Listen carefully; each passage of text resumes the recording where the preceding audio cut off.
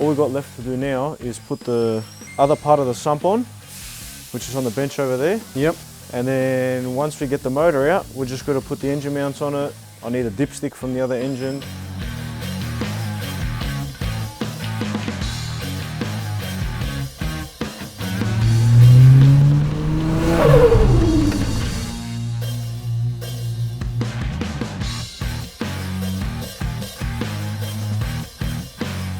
I just took it for a quick spin and it doesn't feel like a Ford with 200,000 k's on it. This is how they should have come out of the factory. Sorry, Ford, but you know, like it drives really, really good. Like I've driven a lot of cars, and this drives really well. Like for a family car, even my wife loves driving it. You know. But yeah, all I did since we did all the front, the rear, is I had Kevin from Northside Window Tinting come down. He tinted the windows in some special ceramic tint that he's got. Well, I reckon it's time to heave this out and get this bad boy in. You were saying you might. Obviously, you could drop it down the bottom or you could lift it out, but you were saying you might just take the auto out and pull it out the top. Yeah, I don't know. We find there's a fair bit of room to get them in and out. So, and I've done it before. Yeah. So I might just take it out, pull the auto out, and while I'm there, I'm just going to clean the engine bay up, give it a quick goonie. It's always the overflow bottles. Yeah, I've been looking at that since we've been here and looking at this engine. I might just. They're the things that you always notice after you put a nice clean engine in. Yeah, and they're pretty cheap from Ford. You can still get them. It's like everything. Like, where do you stock? This is more realistic of spending money smartly on good products. Yeah, but the good thing I like about this project, you haven't put all your money into the engine. You've spent a fair bit of time fixing the chassis first. Well, there's no point having a banger engine and then the car doesn't drive good. Yeah, it drives like crap. At least this way, the car will drive good, have nice power, and it'll just be sturdy on the road, you know? All right, well, less talking and more more working, lifting, huh? Let's do it.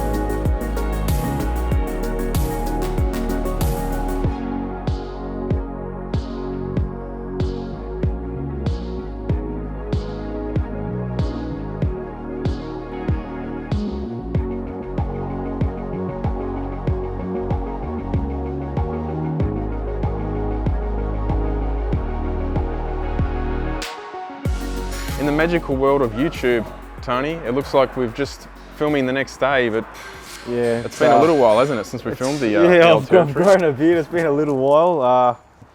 Had a few mishaps along the way. Yeah. All seems to be all right. The engine bay looks complete apart from this missing throttle body here. Well, last time you were here, I'm pretty sure the motor was going in. Yep. Then from there, it went to Jamie at Full Flights. Did all the cooler pipes on the hot side, made an intake for it, did an exhaust, plumbed the wastegate back in. Then I finished it off, got the car running. So Jamie's also done a catch can, yeah? Yeah, Jamie did the catch can. Then I ran the lines to it. But it's nice, subtle, you know. Yeah, subtle. I like it. Out of the way. Yeah, and hopefully all the fumes don't go into the cabin because sometimes they're mounted up near the firewall. But it's out the way too, like you don't want to see that. Put a nice little drain plug on the bottom of it too. I reckon it's going to be full of metal now. So to back it up, you did get the engine running, yeah?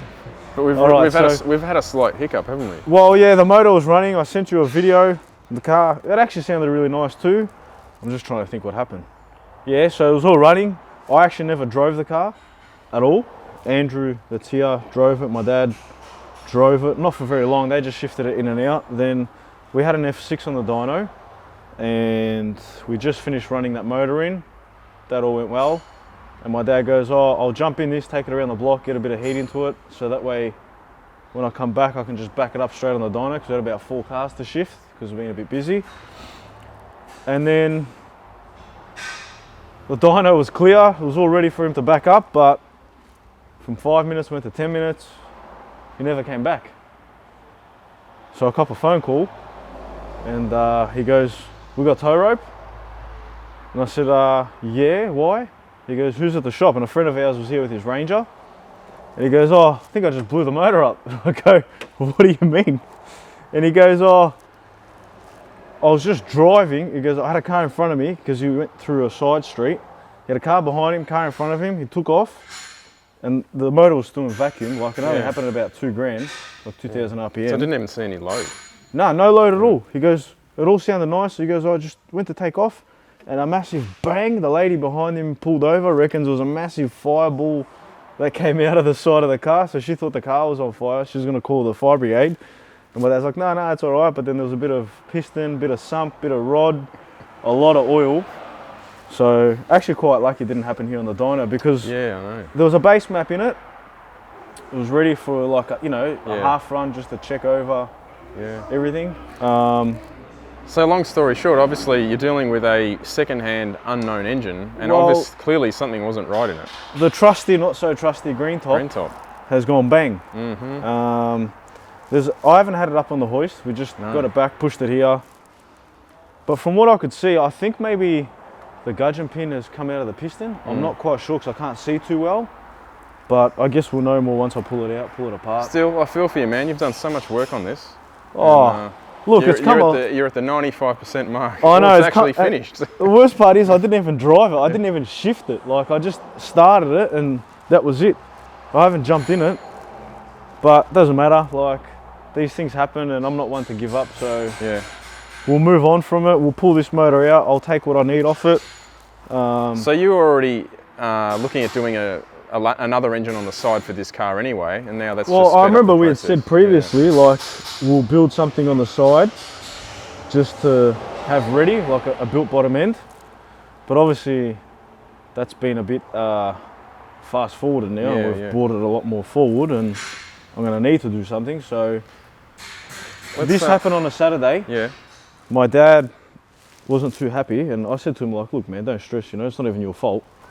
But he's just like that. So he came Sunday, the next day, and the original engine out of it was on a stand, just put away.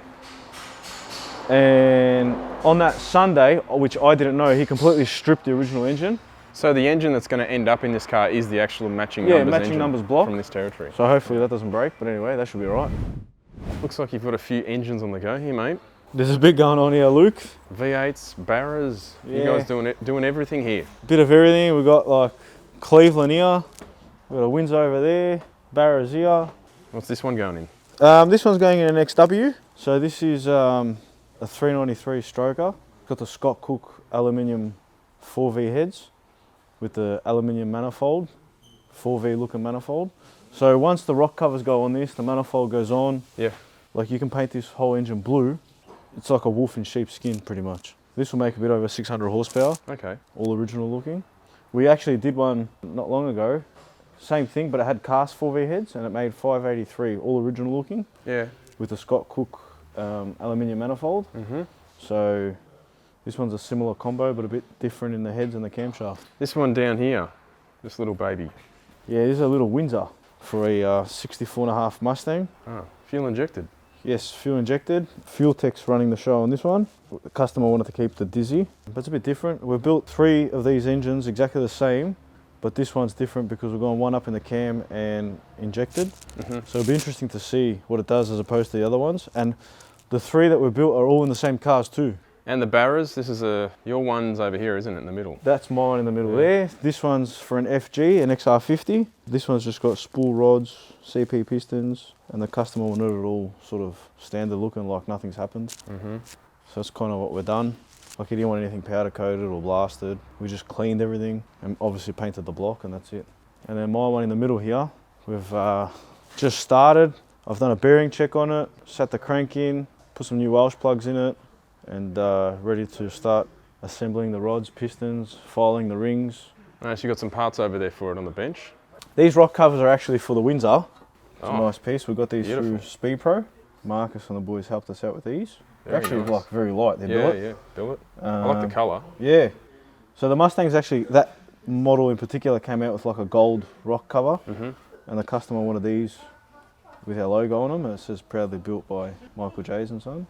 And that's just the water pump timing cover for this Cleveland that I've dummied up. And then these parts are for my Barra, for the Territory. So just some spool rods, spool pistons. Then the engine's recoed the head. It's got some valve springs in it. So look, it's not going to be anything serious. Like, it's just a basic combo. I'm happy to make 500 kilowatts on E85. Like, there's no cams. I'm not doing anything too... Just got to last a bit longer than the green top. Well, the green top I think lasted a total of like, you know, a couple of minutes. So the trusty green top over here. Yeah, at least you know it's all brand new.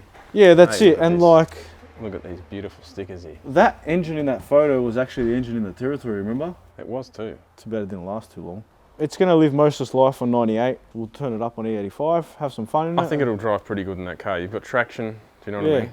like it's all-wheel drive. You drove the car yourself, Yeah. and you actually said you were amazed how nice it drove. Very nice. Very 'Cause, tight. yeah, like all the suspension's been done. So, look, it is a shame that the green top didn't last too long, but doesn't matter. Like you said, you've just got to move on. Yeah, that's it. Otherwise, they just sit in the naughty corner forever, don't they? Pretty much. So there's no point sitting there Yeah. dwelling on it. We'll just move on from it. Once you get it all up and running, no, you're not going to even worry about it. Nah, doesn't matter. All right. Like I I'll- said, mate, we don't give up. We move on and keep going. I'll let you get started on this. Yeah, we'll get Catch some up with footage. the progress in a little while. Yeah, no worries. Don't forget to order your track merchandise. We've got an awesome new 25 years of full boost. Yes, that's right, 25 years we've been doing this. Old school boost gauge. We've got these in t-shirts and hoodies, so get on it at shop.fullboost.com.au. It was about 8:30 at night. My phone goes off. It was Michael from Dandy Engines. Yeah. And he goes, "Oh, I'll see you in the morning for coffee." And I thought, well, from here to his shop, it's not close, but it's not far either. But I go, "What do you mean?" And he put like a laughing face emoji. So I didn't think much of it. I'm like, oh, whatever, maybe he wants me to go for a coffee tomorrow, I don't know. And then I get to work in the morning, I open up, and then I see just Barra stuff all over the workshop. And I thought to myself, aha, that's why I'm going for coffee. So I loaded it up, jumped in, went there.